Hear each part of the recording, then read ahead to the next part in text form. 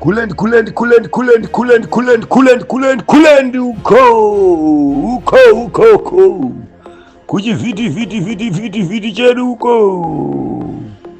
Hazvina kumira zvakanaka muri yeZimbabwe. Ndasangana nenyaya panapa dziri kuitika kuZimbabwe kwatooma zvinhu zvaya zvatanga hondo dziya dziri kuitika uko and handisingambotarisire kuti dzichasvika dzichiafectawo nyika yekwedu. Ende kana tinge tasvika panguva yakadai so iyi muri yeZimbabwe hadzisi nyaya dzekuti matongerwo enyika ndiri wepolitics yakati, ndiri weZanu, ndiri weTriple C, ndiri wekwachamisa, ndiri wemadhuku. No, apa ndo patinodzoka toisa musoro pamwe chete toti tiri maZimbabweans, like zvatiri kudzidzisana, zvatiri kuonesana panapa. Guys, we are Zimbabweans. Panopada kuti tise musoro pamwe kuti tione kuti tawana way out. The Zimbabwe Energy Regulatory Authority has raised fuel prices effective immediately in response to the war in Iran, which is disrupting supply chains. Diesel is up by 25 cents from $52 to $77 per liter.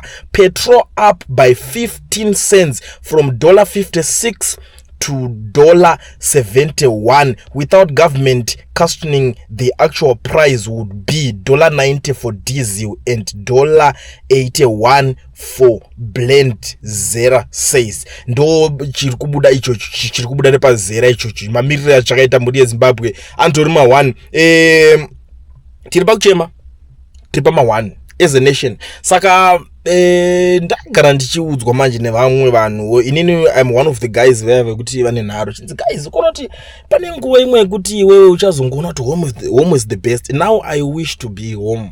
Ndotoshuvira kuti amana dai kuri kuti zvinhu zvakange zviri kutotifambirawo mushe, panoitika zvese zvine zvichiitika izvi uri padheni pako usingana kana rendi unobhadhara, zvinenge zvichitongofambirana mushe zvinhu zvichingoendeka ukuzviona. But anyway, totongoti yadeuka panguva yakadai so ndepekuti tingobatana semaZimbabweans tigonzwanana tichiona kuti tinoenda kupi, tinosvika kupi nesituation yakadai so iyi, because hondo yacho iri kupisa, vanhu vacho vari kutoda zveshuwa. Ona petrol yadhura yakutanga kusvika maprices iwaya, munoziva zvazvinoreva. Kombi zvinoreva kuti handikona kuti petrol ndoyatanga kudhura. Kune zvimwe zvinhu zvokuti magoods and services zvamanga muchitenderedza osida kuti munyatsonzwisisa panonzi petrol yakwira. Ndoona kuti vamwe vanhu vakaoma musoro akanzwa kuti petrol yakwira ndoti handabasa nazvo, handina mota. No, it's not about une mota here kana kuti hauna, but it's about as long as iwewe uchiita zvinhu zvekuti you are a consumer, unotenga something, zvichakwira, maservices achatanga kukwira. Kana kuti alright uda kuenda kunotenga chingwa, handiti chingwa chinotransportwa. For example, ngatitaure chingwa chakaita kana seBakers njeje chine mota dzekuti dzinoenda kune mamwe maprovinces ari kunze, kuna Namutare, Marondera, Macheke, what because ivo vanoziva kuti vane magiriki navo kunobikwa chingwa, kuna Granite side ndo kuma industries kwekwe, havana mamwe magiriki kwavanobikira kune outskirts. Saka vanopedzera vatotempt kuti chingwa chedu manje takutransport chidai so, plus kuti flour yacho peri kuzouya kuzodidi, petrol iri kudhura, saka vanobva vatanga kukwidza chingwa. Mamuchitenga $1 chingongoreka chakunzi $20 zvinenge zvatotanga. Kana uzotongori kutenga hufu neprice yongochitenga nayo, vanokuzoti kuzotransporta zvinhu zvedu patinoendesa chibage kuGNB zvodai zvinogayiswa zvinodai kumashops, umobva ati ndichazonohodha futi ipapo, anotanga arwa price kwaari kunohodha iko kwanosvika yakakwira, iye uzonohodhawo zvinoisisawo petrol yakati kwirei, price yakwira. Wow, wachaiwo because kuda mwana watuti vasi responsible vanongoti zvidhakwa tinongodhakwa ndo zvinchasara. Doro futi rinoona kutokwira because doro atori ma1 paricha transport richibva kwariri kubva ikoko, ivo pavanotorawo raw materials ekuti gadzirisawo zvichingoenda zvakadaro, ma ingredients zvavo zvavanoisaisa zvezve vanotanga varohwa futi demo ikoko because makwirira atoita zvinhu masisenziwo aripo akawandisa. Tozotaurawo zvedu timu repajoza hembe chadzo dzinogona kukwirira zvazvo kuti ndandichidai so tizongodai vanokwira makombi, mabhazi vachienda kunze, zvinhu zvese zvinongotanga kungokwira. Ndoda kuti munyatsoziva, muzoziva panenge pakatangira chinhu. Isu ndo patinoda tinotanga panotangira chinhu, totokuudza kuti muri yeZimbabwe inini ndiri kutoanalyze kuti kuratidzai kuti pamwe pinozosvika musi wakati musazonyanya kushamisika kana mukazoona zvinhu zvakudai kana kudai so. This is very important guys. Saka inini ndongogara ndangoti ngationesanei, ngatizivisanei, shoko rofamba ikoko. Izvi hazvisi problem yemunhu kana kuti yani, itori problem yehondo iri kuitika ikoko, iri kunetsa iyaya, iri kumhanyisanwa, vari kuita zvavari kuita kunze ikoko zviri kuaffecta nesu kunoko. Ndo paya tichigara tichitaura tichiti Africa dai takakwanisa kuti zvinhu zvese zviri kutenderera tikupedza madhiri ese muAfrica munomu, dai tisina kana problem tichitotera kuti vakomana muri kurwisana hondo dzenyu tai ikoko. Africa yaitoenda pamusoro pe-everyone because vese vaibva tatoona refugee camp vaitizira vachiuya kuAfrica, but because tine maleaders yedu ekuti vakatoti alright tanga takacolonizwa takaita sei, the next thing ndova vangoinherita everything chiripo, masystems anga ari kurana the way anga ari kurana magovernments evarungu emacolonizers edu aya vachiziva kuti vachichikidzana nedzimwe nyika. Vakomana vakangopindawo vachingoti tatotorawo mapresidents ese muAfrica ati awana independence yacho bva vangotanga ngonoinherita zvinhu zvanga zviripo kudhara. Izvezvo unotoshamisika tikutaura nemizvezvi mitemo yecity council ye yakatoiswa kudhara nevarungu vakanga vachirana ndito vachikuti council ndoinda zvese iri kutowedzera kutoomeswa izvezvi.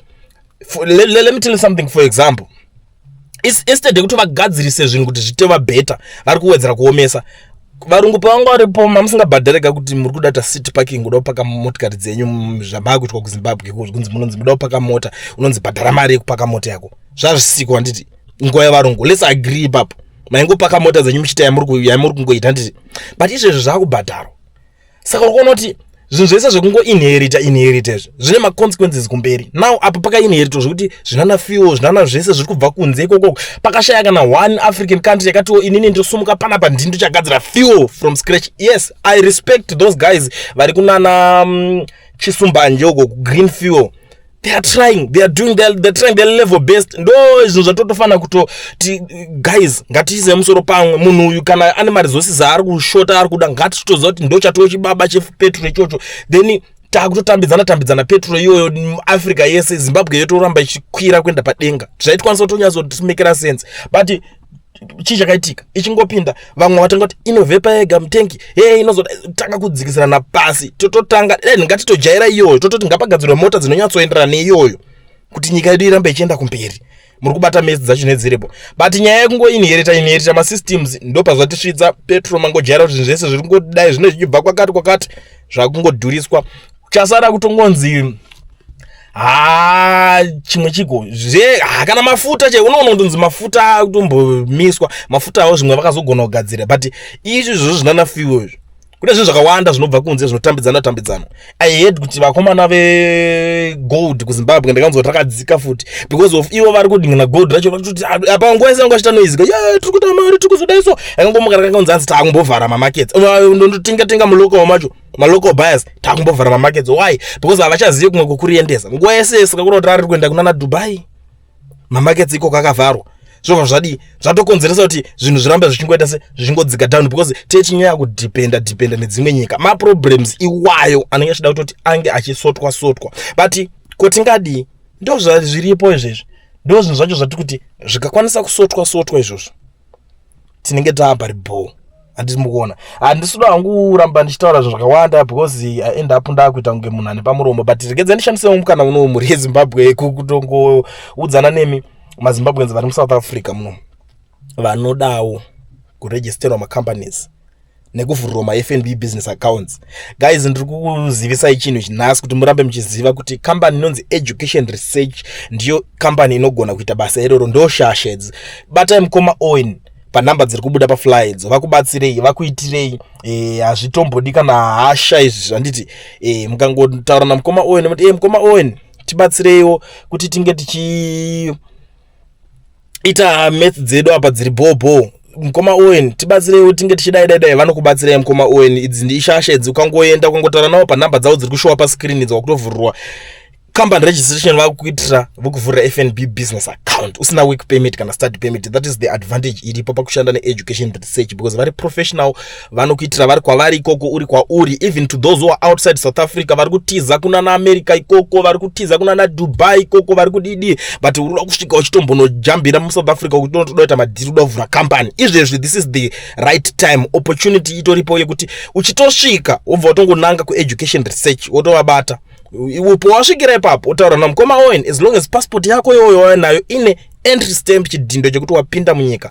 Mukoma Owen veEducation Research vanokubatsira. Handiti idzi ndidzo shasha vanhu vakabvira kudhara variko vachibatsira maZimbabweans akawanda. Vamunoona vakukuganzira tine makambani muSouth Africa, tine machinchi, vakabva nemumaoko eEducation Research ndoko vakaregisterwa kwavakazviitirwa. Indagara na secret ndosaka ndichingodvondora ndichifumura zvese kuti urida chakati, enda kuEducation Research unoregisterwa company wovhurwa FNB business account. Usasaswera uchichema uchingodi kucomplain akupera komana, kucomplain hakuna zvakunobatsira.